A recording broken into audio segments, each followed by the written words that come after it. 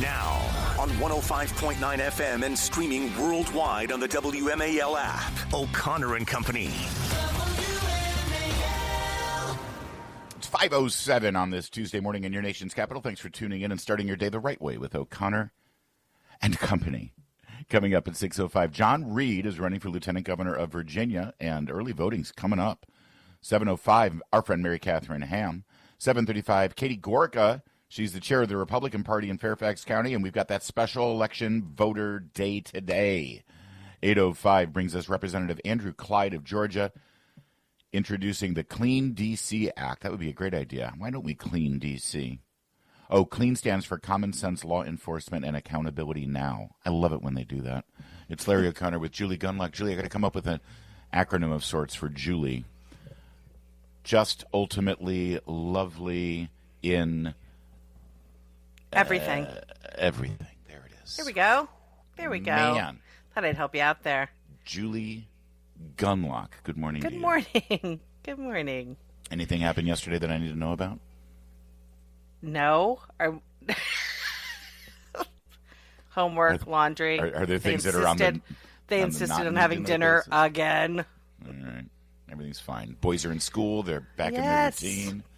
Everything's happening. Yes. You're ready for graduation this year?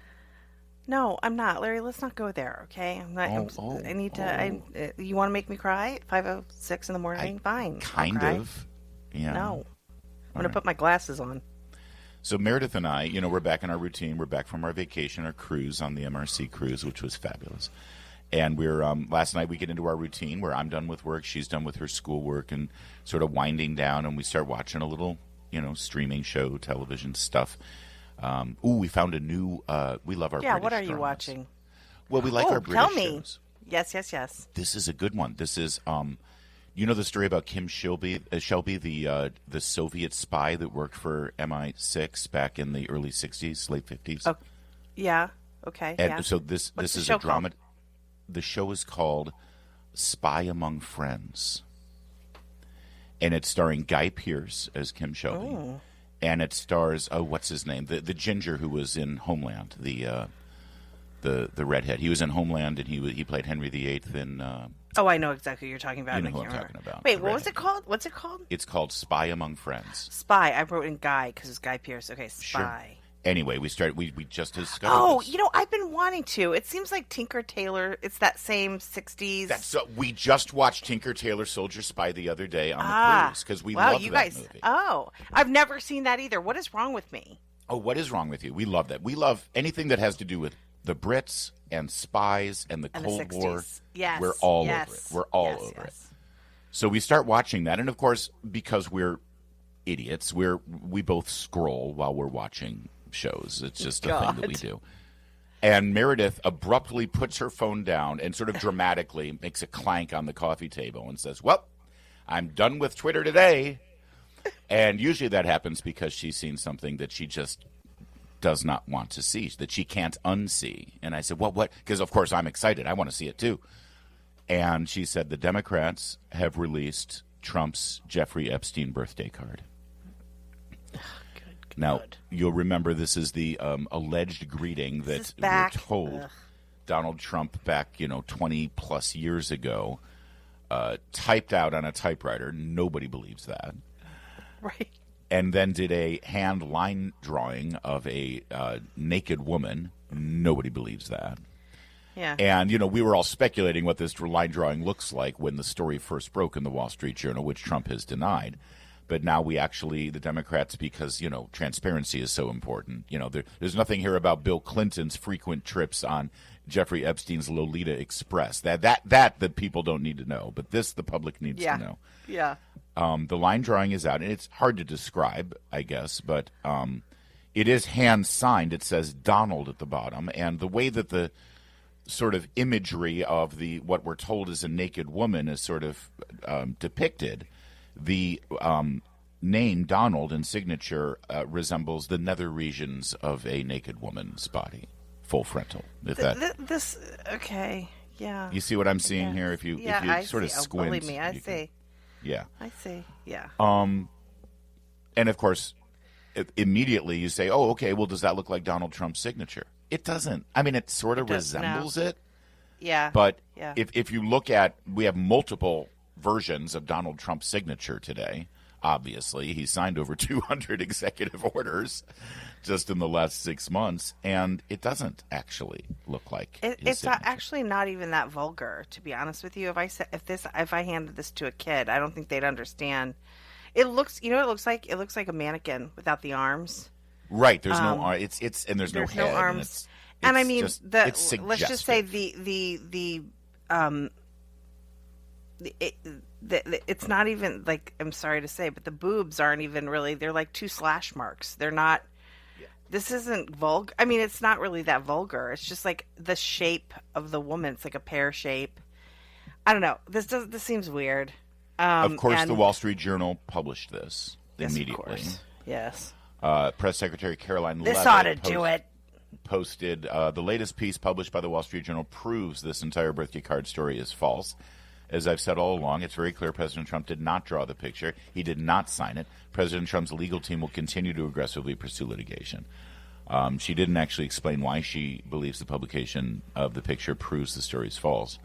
She attacked one of the reporters, Joe Palazzolo, saying that the hatchet job, saying that the article was a hatchet job, and apparently Joe Palazzolo reached out for comment at the exact same minute he published the story. Nice. Giving them no time to respond. What is going on with the Wall Street Journal? My goodness. That's kind of journalistic malpractice, isn't it? Yes, it is. Yeah. Yeah, I don't, again, I mean, if you see this picture, this is not, it just, first of all, the typed words inside the body, is that supposed to be a conversation? It's supposed to be like a dramatic dialogue. This does not seem like something Donald Trump would do. Nothing that Trump would do. Yeah. Maybe somebody in his office did it. I don't know. I don't know. Also, by the way, evoking Rathergate back in the day when they tried to get George W. Bush on a letter that apparently, got him out of going to Vietnam. There is a certain level of punctuation done here, including an M dash, which is very specific to internet copy, but not necessarily word processors, that appears to be potentially manipulated. I don't know, but I look at it and I say, that's definitely an M dash. And that's something that a web browser would depict, but not necessarily a word processor or a typewriter.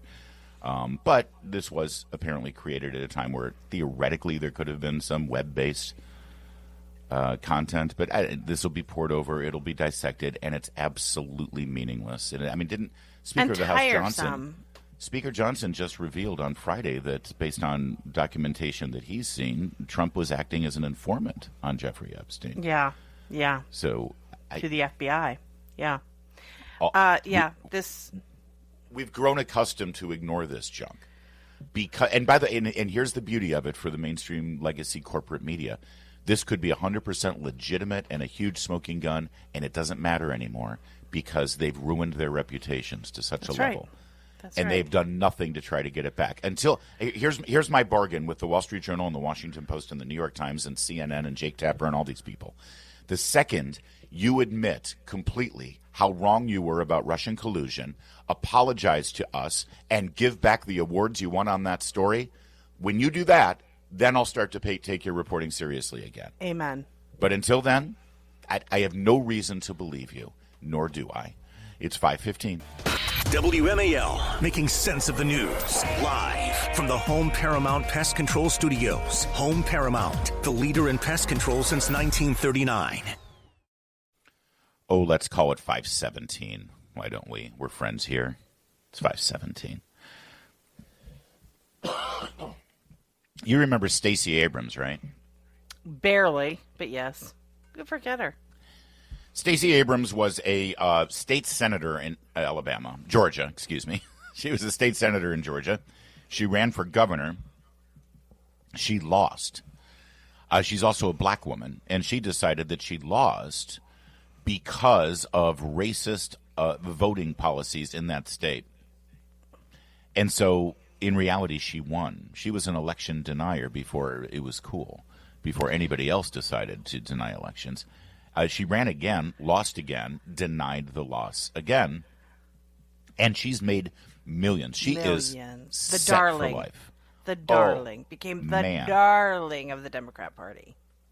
She has made so much money off of this grift by losing an election. It's amazing how Democrats can lose an election and then still end up winning and still end up making millions upon millions of dollars. You want to be that good at losing. She is, politically speaking, irrelevant. Yeah. She has not held elected office in like 12 years, I believe. She it absolutely has no relevant or legitimate influence on anything. Yeah. She's not even interesting, Larry. No. She's a one deeply message. Boring woman. So, of course, she's a regular, a beloved favorite on MSNBC and on CNN. So here's your favorite podcaster. I always look at her and I think she's your neighbor because she is your typical Alexandria, Virginia. She really is. Yep. This is Nicole Wallace, who and in fact she's perfect because she's just a moderate, reasonable housewife. She's a Spanberger. She's an Abigail, is what she is. She just needs the glasses. Yep. And now she's got a primetime show on MSNBC, so of course she's had to start a podcast. Right. And her guest was Stacey Abrams. And Nicole Wallace, because she's such a hard-hitting interviewer, said, how do you respond to people who claim that you denied that you lost your election? And I got to hand it to Stacey Abrams. She must have chunked this into ChatGPT and come up with some answer. But listen to this is the new definition of hubris and left speak. Get George Orwell, get your pen ready. You got to copy this down and come up with a new term for newspeak. Take a listen to Stacey Abrams explaining how she never denied she lost the election. Listen, got one. In 2018, when I lost my election, I was never confused about it. I had conversations with communities, and I would say we won, and that just would send people into these paroxysms of hatred. What I was telling them is, look, not getting the title did not mean that we didn't make progress. When you are trying to defend democracy, when you are trying to serve the people, progress counts as victory because their goal is your silence. Their goal is your complicity. Their goal is your subjugation. Every day we remain free, that is progress. But if we have to wait for this large announcement like elections to say that this is when we win, we're going to keep losing. I say let's look for the small interstitial victories we can grasp, those small moments of progress we can make, because that adds up to the actual victory we're trying to get to.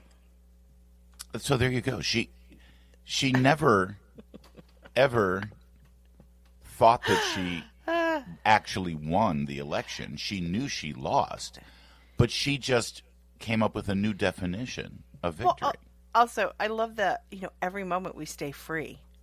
Right? Yeah. Like she was at risk of being arrested? What? Yeah. Like you're a gajillionaire now. You have benefited, nothing but benefited in this country from your loss, right? But this idea that she was at risk of being, again, silenced? What? You've done nothing but prattle on for 4 years.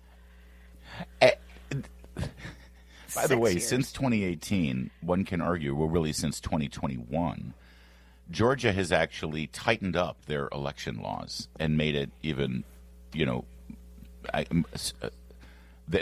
laws are more strict now in terms of some of the shenanigans. And more people are showing up. And they're having more people show up. And by the way, the Senate race for 2028 looks like it's a toss-up right now. Ossoff might win re-election. And she's never challenged on that stuff. Saying, your entire reason for living, Stacey Abrams, is to say that Republican election voter integrity laws are racist and it's to keep the voter turnout low. And yet, now that they've enacted even more strict laws since you first lost in 2018, turnout is higher and stronger, and no one's saying that the next election is not going to be fair until, of course, the Democrat loses, and then that's all they'll say. How do you explain that? Because it sure sounds like you're, the boy who cried wolf. You're Chicken Little, and you, by the way, you sound like an election denier. So now, anybody who has concerns about the 2020 presidential election, you should be able to do a Stacey Abrams. Say with absolute certainty that Donald Trump won in 2020. And if anyone starts screaming at you saying, hey, all depends on how you define victory. We made progress. You know, that's it. It's the Stacey Abrams measure, right? Isn't that how it works? There you go. I'm looking forward to Nicole Wallace's next big interview. I'm thinking it's going to be what? Who could it be? Maybe Meghan Markle? Oh, somebody really relevant, somebody really important. Yeah. Somebody very today. Right. Today. Too bad Geraldine Ferraro isn't available. That would be really impactful. 5:23. Coming up, we'll give you the latest on the Charlotte train murder. Keep it here. It's 5:30. WMAL FM, Woodbridge, Washington, a Cumulus media station. Making sense of the news. News Talk 105.9. News now. Now on 105.9 FM and streaming worldwide on the WMAL app. O'Connor and Company. Good morning. It's 5:37 on Tuesday, the 9th of September. Thanks for tuning in to O'Connor and Company to get your day started the right way. Coming up at 6:05, we'll launch into our conversations with John Reed, running for Lieutenant Governor of Virginia. That race tightening up across the board in the Commonwealth. 7:05, Mary Catherine Ham will be our guest. At 7:35, Katie Gorka, chair of the Fairfax GOP, on that special election today. Better vote. 8:05 brings us Congressman Andrew Clyde of Georgia, who wants the Clean D.C. Act to be implemented. We'll find out what that means. I think it's a legislative solution to make permanent all of the reforms that Trump has put forth in the last couple of weeks. President Trump, that is. Bothers me when people just call him Trump, but it's a thing after all. Larry O'Connor with Julie Gunlock. Good morning, Julie. Good morning. It's okay to call our president by his last name. It's not disrespectful, right? We used to call Obama, Obama, and Biden, Biden, and Reagan, Reagan, and Bush, Bush, or W, you know. People I get notes from people. Stop calling him Trump. He's President Trump. It's like, you refer to your president by his last name. That's what you do. People are serious about things. Yeah, I know. I can never please everyone. I'm only trying to stall a little bit because this story makes me so angry and sad and depressed and frustrated and nauseated. Of course, it's the stabbing death of the Ukrainian refugee on a light rail in Charlotte. It happened in August. It had been virtually ignored until the security camera footage was put out. Then, understandably, most Americans who were horrified by what we saw, this woman who had fled Ukraine because of the war there, resettled as a refugee in Charlotte, was working late night at a pizza shop just to make ends meet and try to scratch together a living, riding light rail home, and completely blindsided without any warning, a 14-time arrested felon sitting behind her, stood up, pulled out a knife, and stabbed her to death. Apparently now, audio of that security footage has been released where the murderer keeps repeating as he wanders aimlessly back and forth in the train, I got that white girl, I got that white girl, I got that white girl. Here, listen to it. It's cut 3.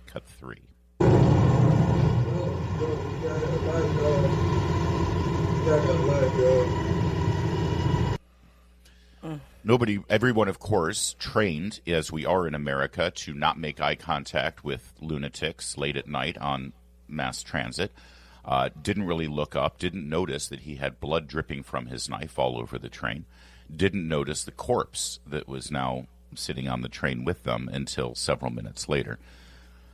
This story is everything that's wrong with the left-wing, woke, racially charged criminal justice reforms, quote-unquote, that were put in place after the George Floyd Black Lives Matter incident, specifically in North Carolina, where then-Governor Roy Cooper bragged about putting forth those policies to acquiesce the screaming mobs in the street. Also taking the knee at the time was then Attorney General Stein of North Carolina, who is now the governor, again, a Democrat, bragging and acquiescing and kissing the ring of Black Lives Matter activists, saying, yes, of course, cashless bail and all the things that you demand, we'll put it out there. Well, this story really took off over the weekend, and we noted yesterday that between the Associated Press, New York Times, Washington Post, CNN, MSNBC, ABC, CBS, NBC, all major publications, Associated Press, et cetera, there was literally zero coverage of this story. Not one publication or broadcast network put it out. CNN yesterday broke their silence. CNN finally started talking about this story, but you will not be surprised to hear the angle they took. I prepare you as much as I can. Now take a listen to how CNN covered the story. Cut 2.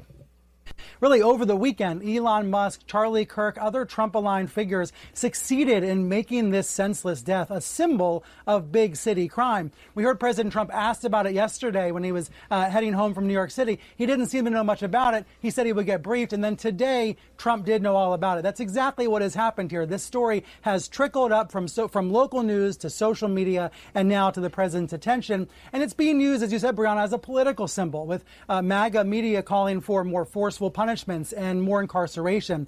I have to say, some of the replies to Musk, some of the comments around this story are baldly racist, stoking fear of African Americans because this man attacked a white woman.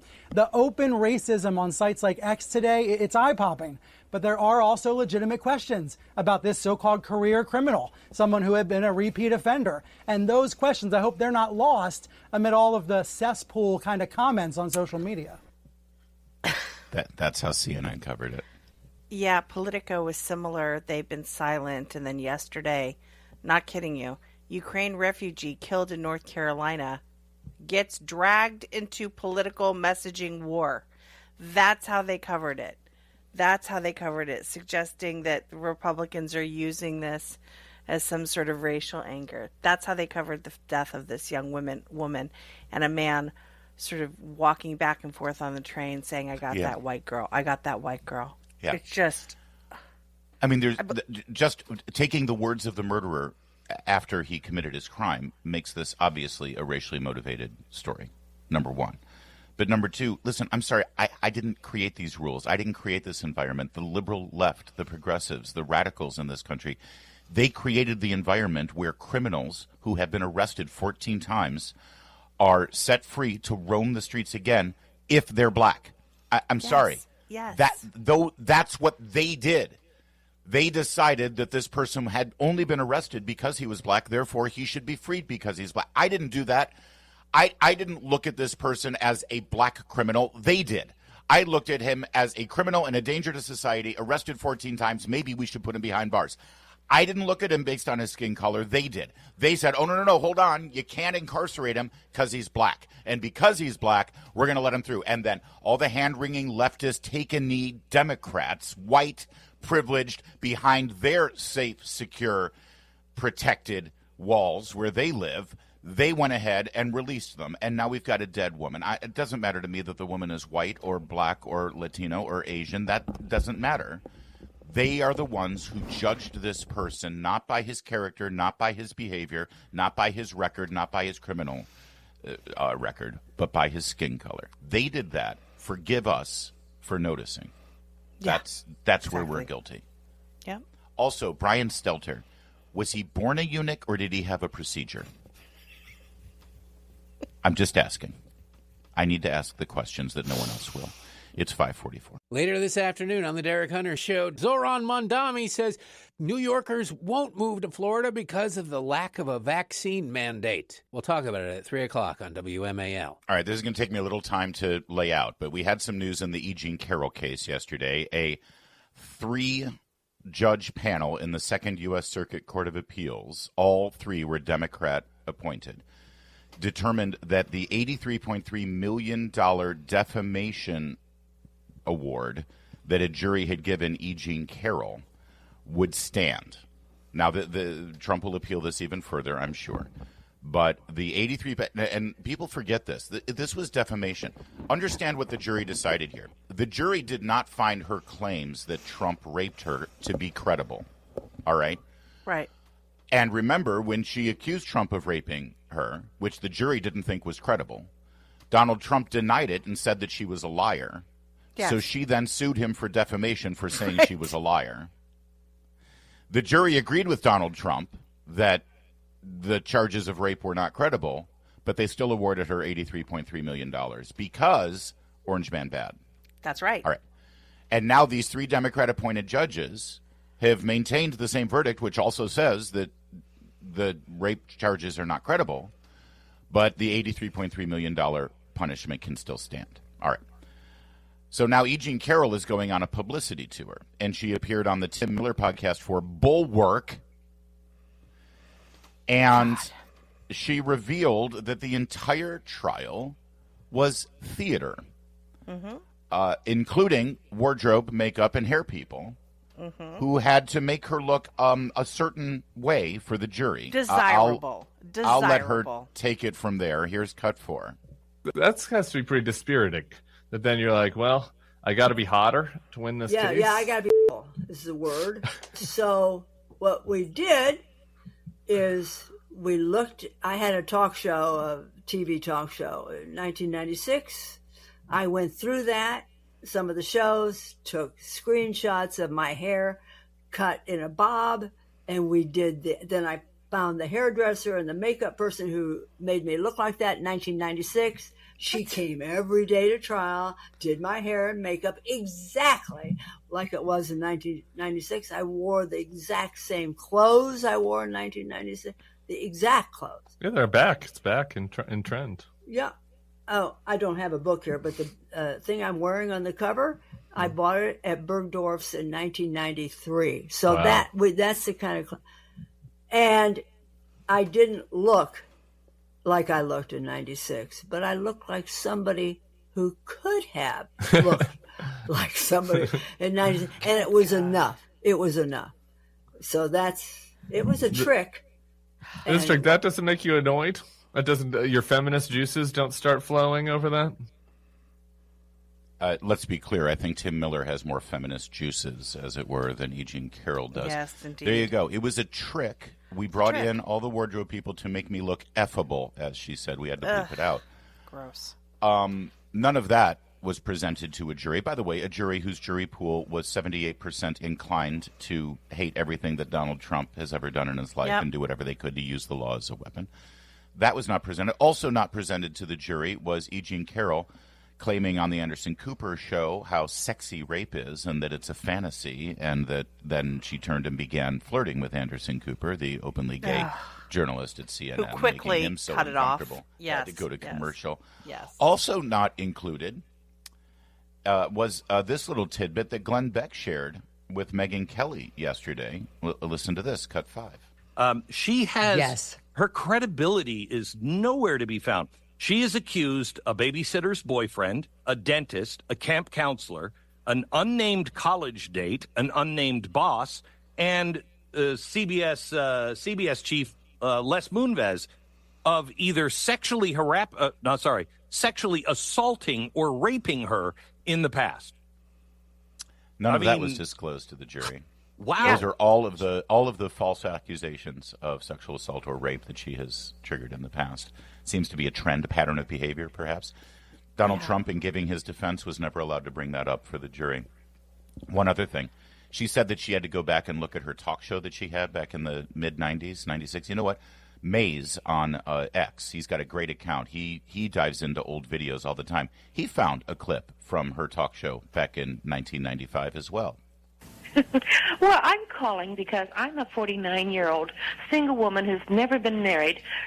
I consider myself well-educated, but at the same time, I find it difficult to meet gentlemen who are of the caliber I want to date. Oh, Jody, nothing in the whole world is easier. The thing is, you got to just leave your house, Jody, and just get out there. The best place to meet men is on the street. You just see somebody cool coming toward you, stop him. Drop your purse, drop your change, hand him a beer, hand him a $5 bill. What? If you see somebody who say, my name is such and such, that's how you do it. The street is the #1 place to meet a guy. So, that is E. Jean Carroll back in the mid-'90s, right around the same time, either just before or just after she alleges she was sexually assaulted by Donald Trump. Does that sound like somebody who just suffered the trauma of sexual assault? You know, No, stop strangers on the streets and start talking to Hand them. him a That's beer. the best way to meet Hand him a man. beer. What a weirdo. She's That's so E. Jean weird. Carroll. None of that was presented to the jury. $83 million. $83 million. Yep. It's 5:54.